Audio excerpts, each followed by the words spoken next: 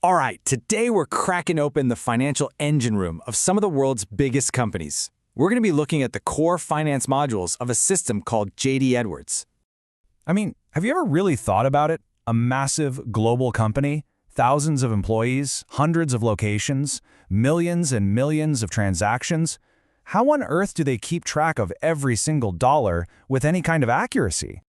Well, the answer is a super powerful system called an Enterprise Resource Planning System, or ERP for short. And for a lot of these companies, that system is JD Edwards. You can think of it as the digital central nervous system for all their money. It's the one single source of truth that connects every single financial event happening anywhere in the business. So, here's our game plan. We're basically going to build a company's financial story from the ground up. We'll start with the core, the general ledger. Then we'll look at how cash moves in and out, track some long-term value, and finally, see how they wrap it all up by closing the books. Okay, let's start with the absolute heart of the entire system, the general ledger, or GL as you'll hear it called. And really, this isn't just some boring list of numbers. It is the financial DNA of the whole company. Every single transaction ends up recorded right here. So how does the GL keep from being a total mess? Well, it uses something called the chart of accounts. The best way to think about it is like a table of contents for all the company's money. Every transaction gets a code using this structure. You've got the business unit, the object, and the subsidiary.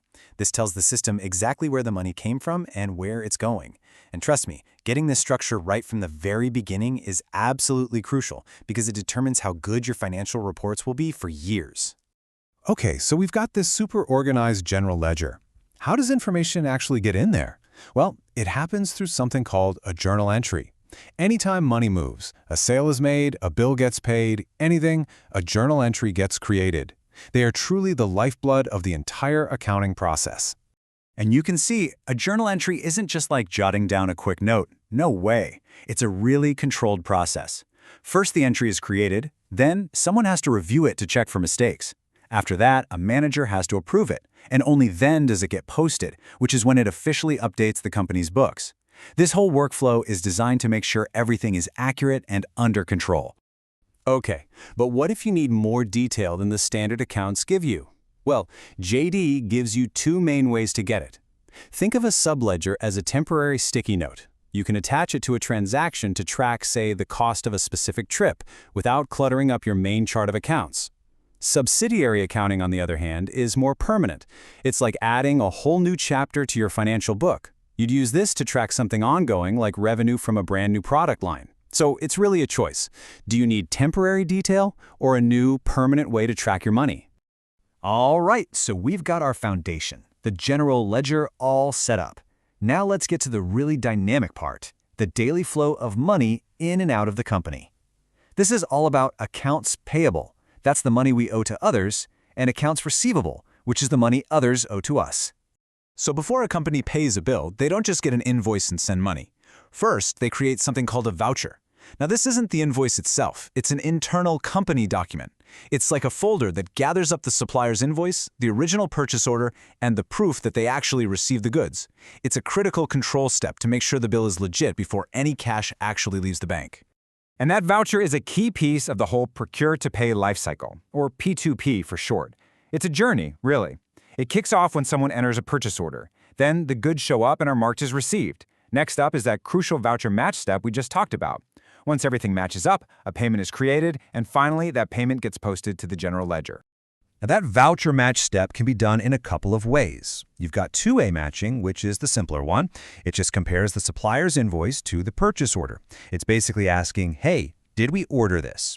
This is great for things like services, but for physical stuff, you really want three-way matching. This adds a third document to the check, the goods receipt. So it asks a much better question. Did we order this? And did we actually get it? It's a much tighter control. Okay, here's a really smart feature for a situation that happens all the time. What do you do when your customer is also your supplier? You know, the company you sell things to is also a company you buy things from. Instead of just sending checks back and forth to each other, JDE can do something called AR/AP netting. It's actually a brilliant way to handle it. The system just nets the two transactions. So, for example, Let's say your company owes a partner $500, but they owe you $300. It's kind of silly to have both of you send checks, right? The system just looks at both amounts and nets them together. And boom. One single payment for the difference is made. In this case, just $200.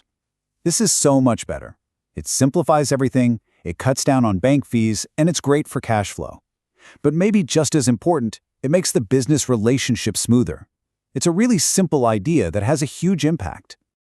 Okay, so we've covered the daily ins and outs of cash, but what about the really big stuff? You know, a company's long-term investments, like buildings, a fleet of trucks, or giant factory machinery. That's where the fixed assets module comes into play.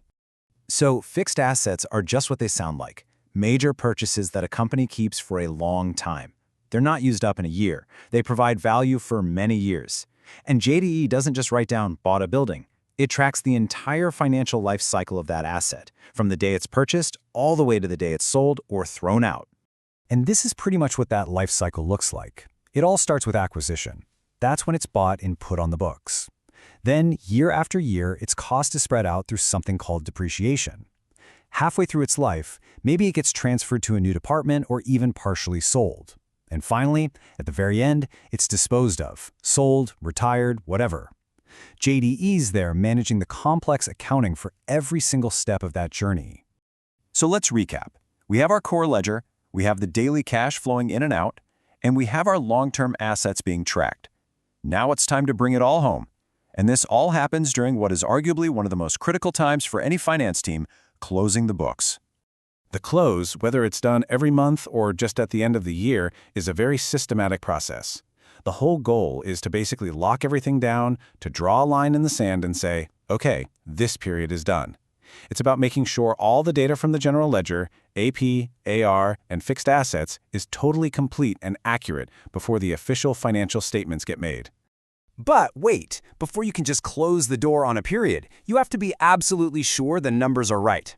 JDE has these awesome built-in checks called integrity reports. These reports scan the whole system, comparing the different modules to each other to hunt for any mismatches. Like, what if the total in your Accounts Payable module doesn't match what the general ledger says it should be? These reports will find that. It's literally like having a spell checker or a proofreader for the company's financials.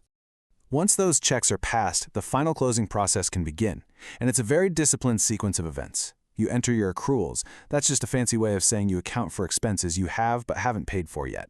Then you review and post any last-minute batches. You run those integrity reports one last time, just to be safe. You reconcile your bank accounts, and then you officially close the period for AP, AR, and the GL. Only after all of that is done can you run the final, official, accurate financial reports. So when you put it all together, you can see that we're not talking about a bunch of separate pieces of software. It's one single, totally integrated system. From that very first journal entry we talked about all the way to the final balance sheet, JDE is designed to piece together the complete, unfolding story of a company's financial health. And that leaves us with one last big question. After all this work is done, after every transaction is recorded, all the cash is managed, the assets are tracked, and the books are finally closed, what's the point of it all? What story does that mountain of data actually tell about where the company has been, and more importantly, where it's headed next? Well, answering that question, that's what this entire system is for.